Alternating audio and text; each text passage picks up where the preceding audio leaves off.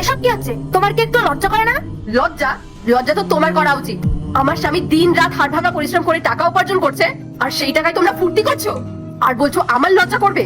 তোমাদের এসব করতে একটু বিবেকে বাজছে না? বৌদি, টাকাটা যখন আমি নিয়েছি, তুমি আমাকে যা খুশি বলতে পারো, তুমি আমাকে যা খুশি শাস্তি দিতে পারো, আমি মাথা পেতে নেবো। আমার স্ত্রীকে কেন তুমি এখানে টেনে আনছো? ওকে অপমান করার রাইট তোমাকে কে দিয়েছে? একদম চুপ করো অভি। অন্যায় করবে আবার মুখে মুখে তর্ক করবে? এই আসপর্দা তুমি পেলে কি করে? দাদা, তুই দূরে দাঁড়িয়ে দাঁড়িয়ে দেখছিস? তুই দেখছিস বৌদি আমাকে কতটা অপমান করছে? তুই একবারও বৌদিকে কিছু বলবি না? অনেক হয়েছে অভি, এই রোজ রোজ অশান্তি আর অপমানের সংসার আমার আর ভাল লাগছে না। আর কতদিন এভাবে মুখ বুজে সহ্য করে যাব? তিলে তিলে শেষ হয়ে যাচ্ছি আমরা। অভি, আজ এর কিছু ব্যবস্থা করতে হবে, আমরা আলাদা হয়ে যাব। তুমি তোমার ভাগেরটা বুঝে নাও, আমরা নিজেদের মতো থেকে নেবো। কি বললে? আলাদা হয়ে যাবে? দেখো স্নেহা, প্রত্যেকটা সংসারে এরকম ছোটখাটো অশান্তি হতে থাকে, তা বলে সংসার ভেঙে আলাদা হয়ে যাবে এটা কিন্তু ঠিক না। মেঘা, টাকাটা দাও, টাকাটা দাও। এই নে অভি, ধর, তোরা যেখানে যাচ্ছিলি সেখানে যা। না দাদা, আমি আর কোথাও যাবো না। ঘোরার আনন্দটাই নষ্ট হয়ে গেছে। এই তিক্ততা নিয়ে আনন্দ করা যায় না। চলো স্নেহা, ভেতরে চলো।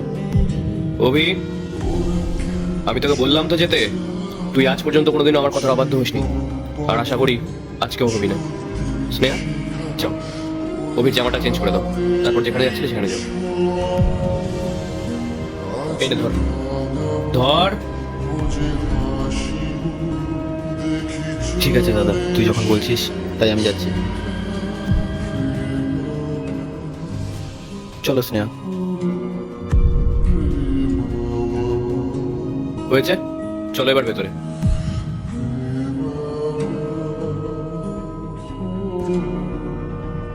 এই নাও, একটু জল খাও, আর মাথাটা একটু ঠান্ডা করো। এই সামান্য বিষয়গুলো নিয়ে এত উত্তেজিত হওয়া কিন্তু শরীরের পক্ষে একদম ভালো না। রাহুল, তুমি যেভাবে ওদেরকে সাপোর্ট করলে সেটা কিন্তু তুমি একদম ঠিক করোনি। ও সবসময় ভাবে ফালতু কাজে টাকা নষ্ট করবে, আর আমি দেখেও শুনে না দেখার ভান করবো?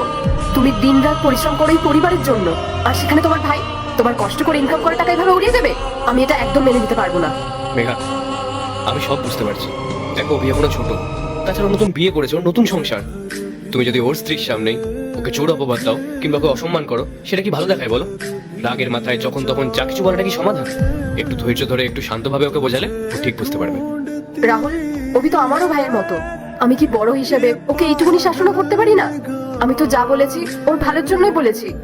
অবশ্যই শাসন করার অধিকার আছে, তবে শাসন করার একটা ধরন থাকে। অভি তোমাকে নিজের মায়ের মতন করে ভালোবাসে, শ্রদ্ধা করে, তাই ও